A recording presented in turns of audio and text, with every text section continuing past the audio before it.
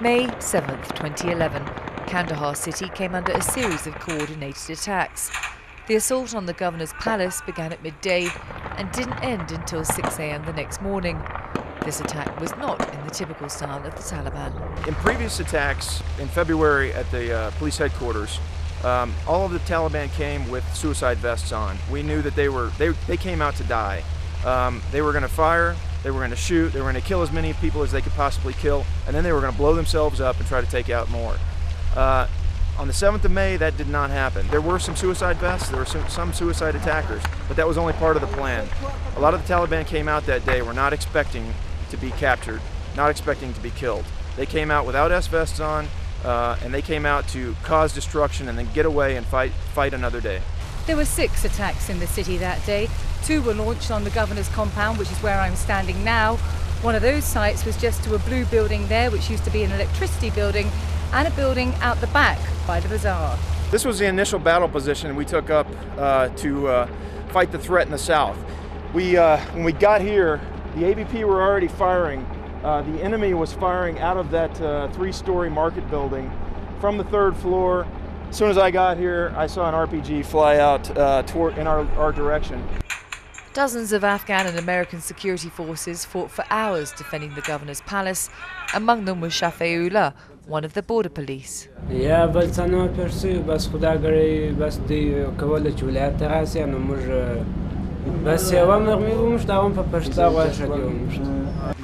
ANSF were not perfect. There were some problems with command and control. There were problems with which forces go to which locations.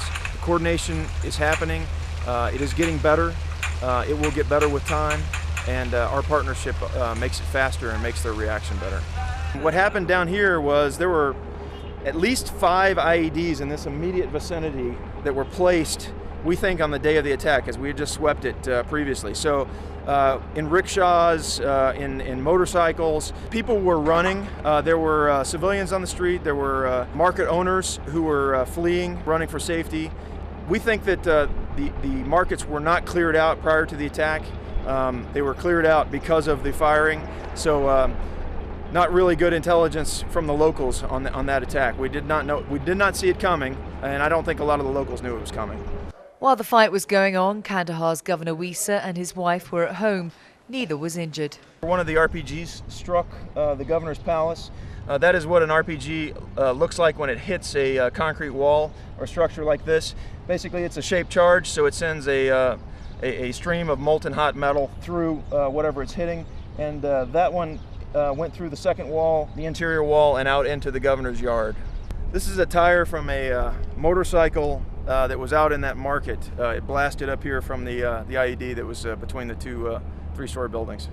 After an 18-hour fight at the palace alone, 5 Taliban lay dead and 10 were captured. There were no civilians killed. The first few days after the attack, understandably, a lot of these civilians were nervous. A lot of shops were empty. But you can see now business commerce is continuing, and security has actually been very good in Kandahar city. We are always preparing for the next attack, preparing for the insurgents who have not quit, and we know that. So we are analyzing intelligence, making sure that we are trying to stay ahead of them every step. Mel Preen in Kandahar, Afghanistan for the NATO Channel.